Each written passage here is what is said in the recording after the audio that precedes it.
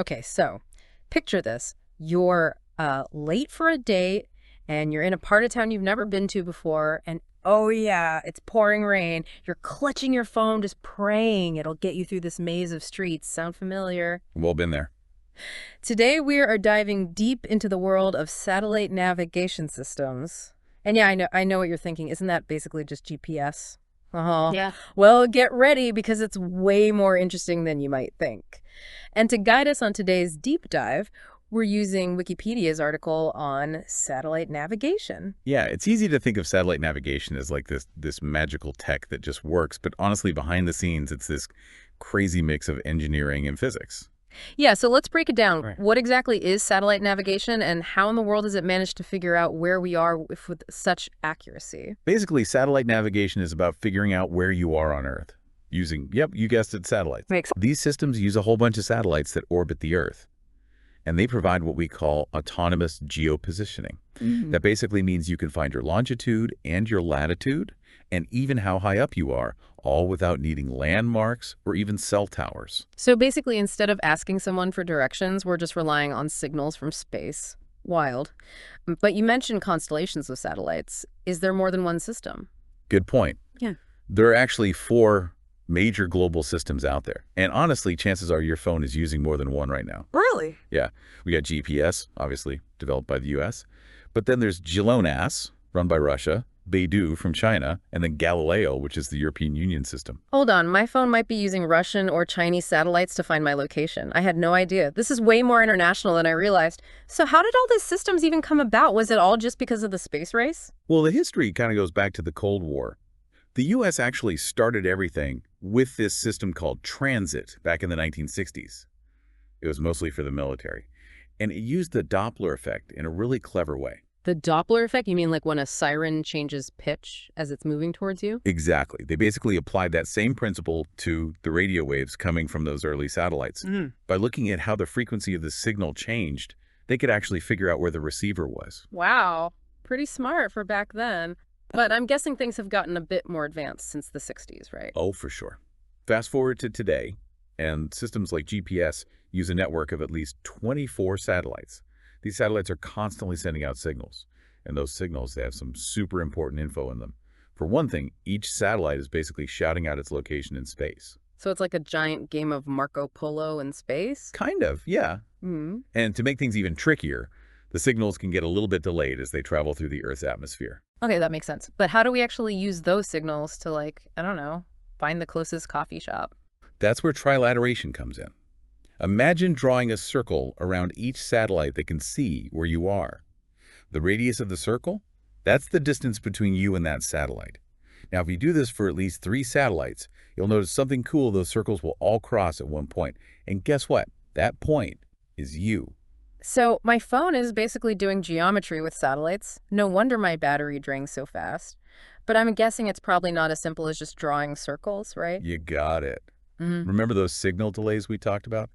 Plus, satellites are moving insanely fast through space. So to make all of this work, we need crazy precise timekeeping. So that's where atomic clocks come in. Atomic clocks? You mean like the ones they use in those high-tech physics labs? Yeah, exactly. Each satellite has a bunch of atomic clocks on board, and that makes sure the timekeeping is incredibly accurate. And here's the really wild part. Einstein's theory of general relativity actually matters here. Since the satellites are in orbit, time actually moves a tiny bit faster for them than it does for us down here on Earth. Wait, so you're telling me that time isn't constant? You're blowing my mind right now. It's true. And to make sure satellite navigation is accurate, the systems have to account for this time difference. If we didn't have this correction, we'd be getting lost all over the place. So we've got geometry, physics, and even a little bit of Einstein thrown in there. It's pretty amazing when you think about it. Yeah, and it's all happening every single time we use our phones. It's incredible. Yep. So it's not just helping me figure out where I am, but it's actually like woven into our everyday lives. Exactly, it really is. And it all started with the military. Yeah, you mentioned that. So besides, making sure I don't get lost, what else can it do? Well, for one thing, it's totally changing how we farm. Imagine farmers being able to map their fields, but like down to the centimeter. How? They use a combo of satellites and ground stations. That's incredible. What's the point of all that precision? It's all about efficiency, making sure we're not wasting anything. With that level of detail, farmers can plan everything perfectly. When they plant, how much they water, even where the fertilizer goes. So they're using less and wasting less. Exactly. That's good for business and good for the planet. Right. So satellite navigation is even helping us get food on the table. It is. And that's not all. What else? It's also a huge deal for protecting endangered species. Scientists can actually track animals from space.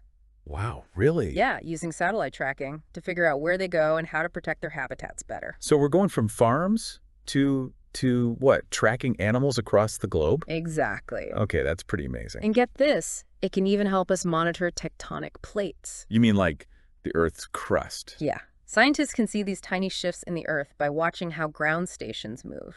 That's incredible. It's amazing how far we've come, right? It started out helping guide missiles, and now we're using it to study the entire planet. It's come full circle. It really has. And there's more. Of course there is. Satellite navigation is also key for something called geoinformatics. Which is? It's all about making super detailed maps and figuring out geographical data. Think urban planning, disaster relief, things like that. So it's not just about telling us where we are, it's helping us understand the world around us. You mentioned earlier that my phone might be using signals from multiple systems, even ones from different countries. How does that even work? It's actually pretty cool. Is it like a free-for-all up there? Not really. It's more organized than you might think. Yeah. Each system is unique, but they're designed to work together, to be interoperable. So newer phones are using all of them at the same time? Many are, yeah. So these systems are cooperating, not competing. That's right. What's the advantage of that?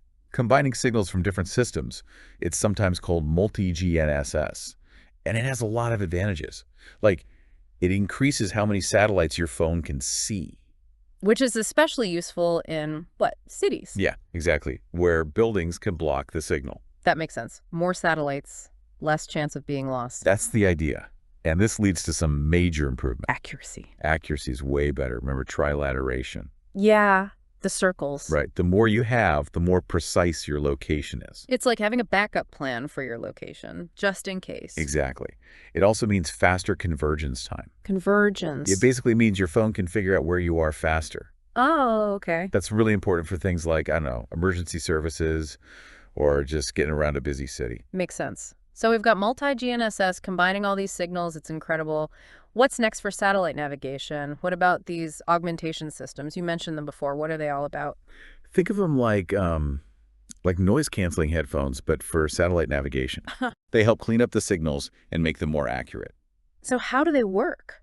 Systems like WAS in the US, IGNOS in Europe, and QZSS over in Japan, they all use ground stations. They monitor the GNSS signals and send out corrections. It's like they're doing quality control on the signals, making sure we get the best possible information. It's amazing how much is going on behind the scenes, and we don't even realize it. So what's next? Are we going to be getting directions from flying cars anytime soon? Maybe not flying cars just yet. Right. But one really cool thing on the horizon is using EO satellites. EO. Yeah, low Earth orbit. Those are the ones that are closer to Earth, right? Exactly. And because they're closer, their signals are stronger and less likely to get blocked. So that means better coverage in cities, even indoors, maybe? Exactly. Places where traditional GNSS can be spotty. That's going to be a game changer, for sure. But it makes me think about, privacy. If we're talking about even more accurate location tracking, shouldn't we be thinking about how that data is being used? You're right. It's a valid concern. Like any technology, satellite navigation can be used for good or bad. It's important to make sure we're using it responsibly and ethically. That's good to hear. So it seems like we're heading into a whole new world of satellite navigation, more accuracy, better coverage. It's really incredible how far we've come. This has been a fascinating deep dive. I've learned so much. Any final thoughts for our listeners before we wrap up? I think the biggest takeaway is that satellite navigation, as complex as it is, it's really a testament to human ingenuity. It's a reminder that even the things we take for granted, like finding our way home, are the result of incredible scientific breakthroughs. Absolutely. And who knows what the future holds? Maybe one day we'll look back on this conversation and be amazed at how far we've come. For now, be sure to check out the show notes for more information about satellite navigation. Until next time, keep exploring.